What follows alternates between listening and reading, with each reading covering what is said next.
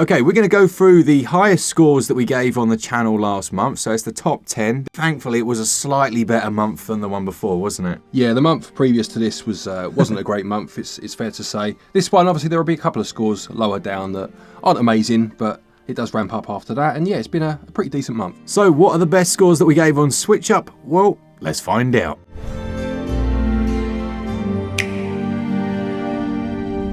So coming in 10th place then, we had Endless Ocean Luminous. Now this is the third game in the series, with the other two being on the Wii many years ago. And it's basically an ocean exploration game, with the aim being that you obviously take pictures of aquatic wildlife. And it definitely frames itself as an relaxing experience, but I just think there are too many flaws in this for it to have scored any higher than it did. Yeah, it's a shame really, because I must admit, when they've showcased this with the multiplayer and, you know, everyone going around together, I do like that idea. I just feel like it is it's a Twilight Switch game, isn't it?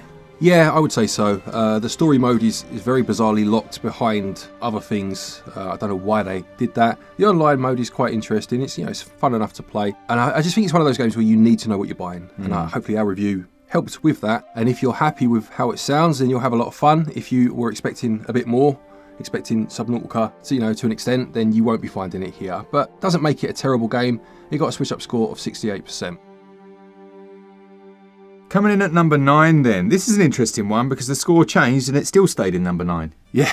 You've got Biomutant. Now, I initially gave this 66% because the review period, we were on version 1.0, and then the version that everyone else got was 1.01, and it had some massive performance improvements and visuals and things. Biomutant's an interesting game because you often hear about how difficult it is for an indie dev to create a fully 3D open world, and I mean it is, which is why they very often go for pixel art. It's less taxing in terms of cost and time and things. But this one has a load of really good ideas, but also the kind of jank that you would expect from an indie. Some of the storytelling is just so bizarre. Like there's the character, the way they swim and stuff. Like there's just weird things. Like you'll be chatting to someone, then they'll throw you in the river. Okay. And like that's the tutorial to swim. But then suddenly there's a creature trying to get to you. It's just a bit, it's janky. Right. It's just a bit janky. But the world itself, and like if you really put time into it, it's actually quite cool. Like you can get these big mechs that you can customize. It does feel a bit like they've gone, right, what should we do? And then the answer has always been yes. Yeah. It's one of those, throw it all at the wall and see what sticks. Exactly right. Kind of games. Yeah, it really is. So it's not an amazing game, but it's still good, and the score went up from 66% to 69%. In 8th place then, we had one of our more recent reviews. This was Capes. Now this is a game that we went to Germany to see a little preview of, didn't we? Amongst other games, obviously, from Daedalic Entertainment. And it's an XCOM-esque strategy game where you play as a band of superheroes in a world where they kind of no longer exist. You know, the baddies won, basically, and you're getting the band back together to try and defeat the evil. Yeah, it is. Yeah, we played it way back, like a couple of years in its early development. Yes. It was, from what we played back in the day, it was an interesting idea. The execution, I think, is the bit that's hopefully been a bit more refined since then. And by all accounts, Aston did enjoy it, but still there are a few bits that you just missed the beat a little. So the tactical turn-based play was solid, and you had like a synergy system between some of your units. But by all accounts, the controls could be tightened a little. Yeah, that with the price, which was relatively high, considering a few other little teething issues, did bring the score down. But again, it's one of those games I'm sure that if you find on sale and you do like that strategy style of gameplay, you could get some enjoyment out of. On the whole, this got 70%. In 7th position then, we've got Yuan Sword 7. Xuan. Yeah, I'm sure it's a sh sound. Let's go with Xuan. I like Xuan Yuan. I think it's Yuan. Okay. Xuan Yuan 7. I think it's Xuan Yuan 7 sword. No, hang on. It's definitely not back that. to front. You got the easy bit wrong this time. Go on, you try it. I'd go for Zunion Sword 7. No, it's definitely not Onion Sword 7. I didn't say Onion Sword. No, it's definitely not Zun. It's definitely Xuan. I actually Googled it. But you're forgetting the rule of how I say it is the new pronunciation from this day forward. Okay, then we've got Zunyuan Sword 7, which was very good. I was really surprised by this. Without I don't want to like minimalize it too much, but it very much feels a bit like The Witcher within a different setting. Okay, right. You know, in terms of your gameplay, that's what you've got. Less RPG heavy. It's quite action based. You'd like this actually. Yeah, it did look pretty decent actually. Yeah. I like the look of it, I must say. You'd really like this. I think the thing they really nailed here, which surprised me, was the storyline. Has an excellent storyline with your little sister. I can say this because it's in the review. Right. She gets like mortally wounded at the start, and then you try and like enlist the help of this slightly corrupt deity to restore her. He rips the soul out of her body, and then she's more happy with that because before she was ill, and now she's like, oh, I'm fine. Okay. And you're like, well, no, you can't stay like this. You're a ghost, basically. This isn't cool. Okay. And then the storyline throughout it, you're trying to get her new bodies and gradually restore her. It's all in the native language, so you are reading text on screen, but even then you can tell that the voice acting is quality. And yeah, I think, again, as we've seen so many times, its biggest weakness, unfortunately, are the visuals. You know, some of those textures, some of the pop in, you'll see like pots materialise in front of you and stuff. Oh man. Right. But still, it's no worse, well, it's a little bit worse than The Witcher in terms of its visual quality. And it got a SwitchUp score of 74%. Into 6th place then, and we had Lysfanga, the Time Shift Warrior. This was actually, I remember looking at this in the upcoming, and I liked what I was seeing, but when I read exactly how it worked, it's actually much better than I first thought. So basically, it's like a top-down or isometric view hack and slash, where you have like a time mechanic. And initially, I thought it was going to be one of those where you had like a finite amount of rewinds if you made a mistake. But it's not really. What you do is you go off and try and kill as many enemies as you can, and then your time will expire, or you will be killed. That can happen too. And then you'll respawn, but your first actions will still take place as like a shadow. And you can go another way and kill other enemies, and you have to use this way of having like almost clones of yourself to defeat all of the enemies in that area. And it actually works really well. Yeah, it's funny because I think the strength of its design is in the fact that you can pick it up, just try something, still solve a level. Do you know what I mean? Just by doing then something slightly different based on what you've just done, and you're learning as you're playing, kind of thing. Yeah, and it has like almost like a gold time that you can aspire to try and beat, and you have magic spells that you learn as you go through, and it just comes together very well. And from what I initially thought it was going to be, it's actually very different. And I mean, it's been done before, don't get me wrong, but it's not often you see that mechanic in a game. On the negative front, there were some stutters as you entered new arenas, and it could get repetitive after a while. I could see that being an issue. It just depends, I suppose, how you space out your play sessions. But I enjoyed this one actually, good game, and it got 75%. In 5th position then, we've got Little Kitty Big City, aka the cat version of Untitled Goose Game. This was exactly what I expected, honestly. I saw the trailer for this in like the latest, I think it was like a little direct, something like that. And you play as a cat that falls off of its windowsill and is trying to get home. There are lots of little objectives and different quest lines that you kind of stumble into, hidden items around the maps as well. What I really liked about it was that it didn't do that thing of making it so obvious where you could climb to and where you could go. There's very much a sandbox world, and you figure out that you can actually go almost anywhere, including quite vertical, and then you're trying to carry out those objectives for no other reason than for enjoyment. So because it's one of those where you can go straight back almost to the start. There's climbing in it as well, and you unlock these little feathers that allow you to climb higher. You only need 3 of them to complete the game, and you could get those in like 20 minutes, honestly. It's very short, so it is one of those where if you're someone that, you know, wants a longer experience, you need to kind of bear that in mind. But with that said, it's really enjoyable. However, it did have a number of glitches. Now, I've revisited it a couple of times. Like, you could fall through the ground. You know what I mean? Okay. I remember I told you in my review period, my boy was playing and he fell through the ground, and we reloaded and he was still underground. Oh, jeez. So we actually had to restart the save. Now, they've patched it a couple of times and I haven't had any issues, but it's a classic, isn't it? You say that in a video and then everyone's like, oh no, I'm still falling through the ground. Yeah. There was a patch a couple of days ago. Now, the actual game, though, really enjoyable if you like those sandboxy experiences. And it got a SwitchUp score of 80%. Then in 4th place then we had Morbid, the Lords of Ire, which is a sequel, isn't it? But it changes the direction from that first game, the name of which escapes me now, I must say. But that was like an isometric, I don't know, hack and slash, I guess? Yeah, so Morbid, the first one was it's like a top-down Souls-like. I think it was the 7 Acolytes or something, the 7 Sins. 7 acolytes. Oh, yeah, rings a bell. This time they take it into the 3 dimensions, which we said before, it's just harder for developers to do. This one, it's a good game. I really enjoyed it, actually. If you like your Souls-like experiences, it very much follows the formula of Bloodborne, if you've played that, whereby you enter a stage, and as you progress, you unlock shortcuts that lead back to the start.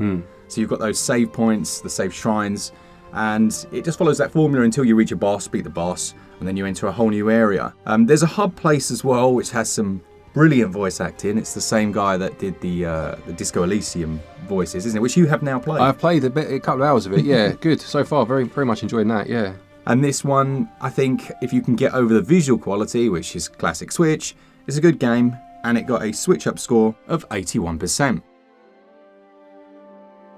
So into the top 3, and in 3rd place we had Imagine Earth, another one of those pleasant surprises, to be perfectly honest. So this is like a management, sim town builder, world builder, I guess is more apt, where you are part of a company, a corporation that deals with colonising new planets, and you'll obviously move through the planets as you go through the game. You need to think of the classics, having industrial near residential is not going to work, and you have to think of the happiness of your people, how much pollution you're causing, and how you offset that with other things. And as well as that, because it obviously is about whole planets, it has that more science fiction angle in terms of exactly what you're building. And you have like rival corporations that will land on the same planet as you, and you'll need to not just face competition in terms of the financial aspects, but there are also like hostile moments as well. And it's actually very in-depth, but it does a very good job of guiding you along. It never feels overwhelming, or at least I didn't think it did. It does start to ramp up in difficulty. You'll notice as you get to a few planets in, when you're dealing with things like oil spillages and stuff, and you're constantly having to think about the power you're using because of like refineries breaking down and stuff like that. But I felt that it did a very good job of steering you the right way, and then giving you the tools to solve these problems. I feel like this is a game that, had it been released 4 years ago, would be a much bigger hit than it is. Yeah. You know what I mean? Yeah. And this kind of end of cycle release can't be pleasant for a lot of developers, because this is a great game and we don't have enough of this style. No, absolutely right.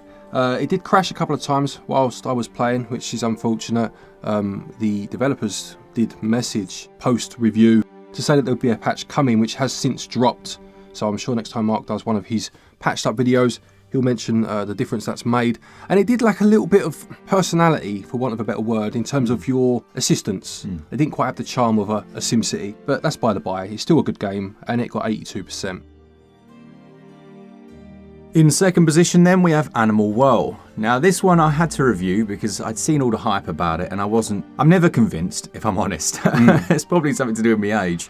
But when I start hearing masterpiece, I just get a bit skeptical, I'm like, I need to play this. Is this a masterpiece? Is such a thing even in existence? Well, yeah, I think it probably is, but for me it's never these like 99% scores that go out. And Animal World is basically a Metroidvania made by Donkey, who's a YouTuber. I think he's been working on it for about 5 years. Actually, it's not made by Donkey, so correction. It's his first published game. Okay. So he's gone into publishing. He's published this one. Yeah, it's made by a guy called Billy Basso. Okay. Which is an amazing name, it has name to be said. And he's obviously been published to create this. It's a Metroidvania, a kind of free-flowing one, where you can go in any of the directions. It's basically got a central hub, like a central start area. And then you've got these branching 4 different paths, and those paths will lead to a power-up. So like one of them's like a frisbee that you can jump on and use it to cross gaps and stuff. There's like a bubble cannon that you can jump on again. It's really good. I have to say, it is good. I don't want to sound negative, but it's very short. And then the post-game content, I don't know. It's a very good Metroidvania. You should play it. Would I be going crazy to buy it like today? No, I don't think so, honestly. I think it's one way. Check the review, see what you think of it. But I think you also kind of felt similar. You weren't like, wow. Yeah, I played about an hour and a half of it, so obviously not enough for a review. You kind of alluded to it there, but it's a very organic Metroidvania. And there's another one, again, struggling with names today. Name escapes me. Rainworld, thank you very much. It reminds me of that, if you've played that and enjoyed that. I think your comment there about the post-game content, without going into exactly what it is for spoilers and whatnot, but a lot of people I've heard mention that was their most enjoyable part of the game. So I suppose it depends on your mindset. Yeah. If you're one of those completionists that's going to find everything and is happy to continue after the credits, then it may well be one for you. If you're someone that's a one and done, you'll get to the end, what you've collected is enough for you, it might not grab you in the way that it's grabbed other people. Yeah. But as you said, still a very good game, very well constructed, very well crafted. Second place for the month with 86%. That leads us on to first place then, and in first place this month we had Paper Mario The Thousand Year Door. Now I'd never played this back in the day, I'd played the first Paper Mario on the N64, very much enjoyed it. Played, I think, pretty much everyone since, funnily enough. The only one I hadn't played was this one that's generally considered to be the best. And having now played it, I will concur that it's definitely the best in that series, and just a very good game in its own right. Yeah, it is. I really liked it. I haven't finished it, but I played a good chunk on its GameCube counterpart, or is it Wii? GameCube. But it was like 60 FPS. It was a nice game. I liked how you could like turn yourself into the little paper aeroplane and use that to get across the gaps and stuff. Yeah, it was cool. Yeah, so you have those, they're curses, but they're basically your powers that you use to access new areas as you go through the game. The combat is turn-based with that active element of button presses to do more power or to defend against an attack. What the series is well known for, and rightly so, is the humour and the writing in general, which is top-notch. One of my only real complaints, and it is a very subjective one, is sometimes I think the cutscenes go on a bit too long, or it gets a little bit self-indulgent, especially during chapters where you play as Princess Peach and it just has a bit of filler story. You know, that for me went on a bit long, but still a fantastic game. Since the original on the GameCube, it's actually, the frame rate's been halved. Yeah. From 60 to 30, obviously, which is just an odd decision. And now, I said in the review, it doesn't affect the gameplay. Now, people mentioned that obviously because of the active nature of the button presses, it would have done. As far as I understand, they've accommodated for that in terms of making sure that the new frame rate doesn't affect your button presses, and I never experienced any problems with it at all, so it's clearly happened. It's just an odd choice to halve the frame rate in the first place. Yeah, so obviously this is a complete remake, so it's not actually the same game, you know, although we're looking at it, it's a different engine, it's completely different visuals and stuff. But even with that said, this engine isn't taxing enough that the Switch with a bit more optimization couldn't do 60. Oh, for sure. And that's another thing. I mean, it's easy to look at it and imagine it's a port at worst or a remaster at best. As you say, it's a complete remake. Yeah. And the graphical enhancements, whilst not necessarily obvious because of the paper cartoony style, it looked great anyway. Probably looked better than it had any right to back then. But if you do compare, you know, the subtle differences that have been added really do add a lot of charm to the game. It's at least 30 hours long, probably, and you know, add another 10 onto that if you're not rushing. You know, it's a lengthy game, and it's just a great deal of fun, and deservedly is top spot for the month with a SwitchUp score of 91%. So that's it. Let us know in the comments. I'm sure there's always a couple that we can't get through in the month, and if we've missed anything that's really good, we'll stick it in our interesting games series. Yep, don't forget, if you are looking for eShop credit to pick any of these games up, you can use our website, switchup.gg, to get your eShop cards. Doing so will get you 5% back in cash back that you can obviously then use against a future purchase. And there's other links down there to physical game stores, controllers, Joy-Cons, all that caper, and with links and codes to save yourself a bit of money. If you do use them, it does help the channel and it's very much appreciated. Quick thank you to our patrons and our channel members for your continued support, and to each and every one of you for watching our videos. Take care, and until next time, happy gaming.